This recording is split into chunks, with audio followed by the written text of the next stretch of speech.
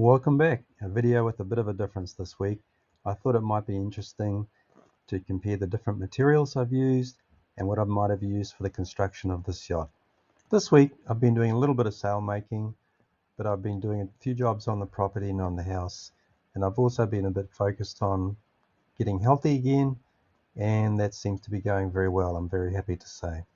As shown, all the material samples are 12 millimeters or half an inch, and I've weighed them in grams to compare them with and without being glass both sides as shown for the Paulownia and the PET foam core. Starting with Okume, you wouldn't use 12 millimeters for a boat similar to my size on the top sides, or on the bottom you may, but for the sake of this discussion, I'm going to call it 9 millimeters. So 9 divided by 12 times 18 equals 13.5 grams for the sample. Given the sectional area of the plywood for, say, the top sides, I'm adding 60% because of a rough calculation I did looking at different boat designs. The sectional area of the stringers and the frames comes to around 60%. So that's why it now comes to 21.6 grams. That plus 60% is based on 4 stringers of 32 millimeters by 32 millimeters, which works out to be 60% of the area of the Okume if you're using like for like in the weight of the timber. It's a bit heavy, but based on the glassing thickness weight for Paulownia, I'm adding another 2 grams. It's a rough calculation, but that comes to 23.6. Cedar. I've owned 4 cedar-core yachts. In this sample, the cedar weighs 12 grams, and from the scantlings I've seen and from what I've seen put on boats I've owned, you would probably put 2 layers of 400 grams on the outside and 1 on the inside. So 3 times 2 equals 6 plus 12 equals 18. Paulownia elongata is a very lightweight timber. As you can see, it's roughly 200 kgs a cubic meter, and going by my samples, it's about 2/3 the weight of cedar.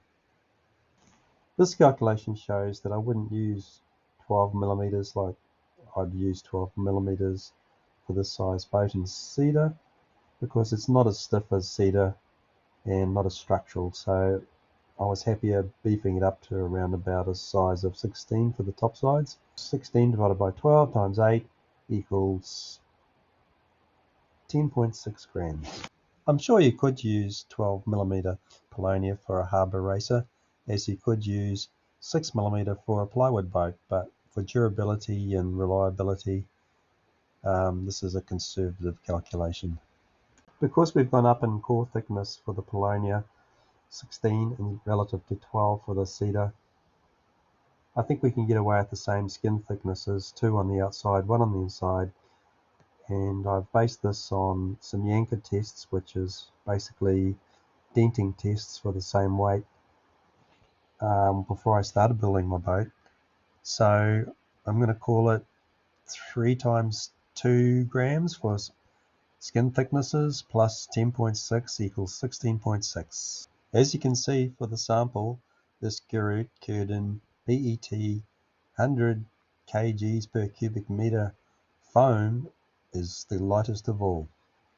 But don't be deceived, that's before glassing of course, and you need extra layers in going by the scantlings I've read. So to calculate the relative weight for the foam core construction, we're going to thicker foam than 12, so 16.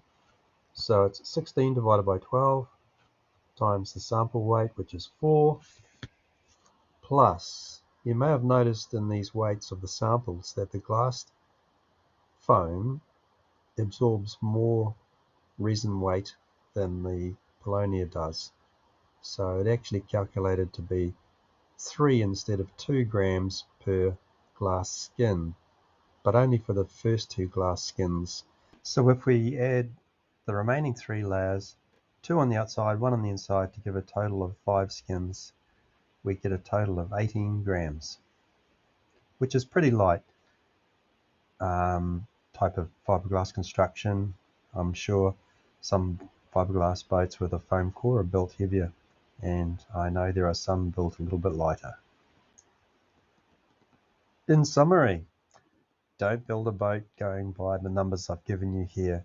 I'm only going by what I've experienced personally in the boats that I've owned, in the scantlings that I've read, and the experience that I've gained in building this boat out of Paulownia timber. Mainly I've compared the weights of the different materials for the size of the boat I'm building, but there's a lot more to it than that. What are you going to use the boat for? Where are you going to sail it? How long do you want it to last? What is your budget? How much time have you got to build it? What are your skills? And most importantly for me, do you have a problem with the timber dust?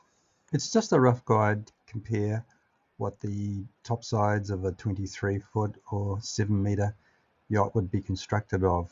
As you can see from my spreadsheet earlier on, for similar sized boats, different designers, scantlings vary. Be interesting to hear feedback on this one. Once again, this video is intended as just a bit of light entertainment, a bit of a fill video because I haven't done much sail making, and to be honest, the sail making is probably a bit boring to watch at this stage.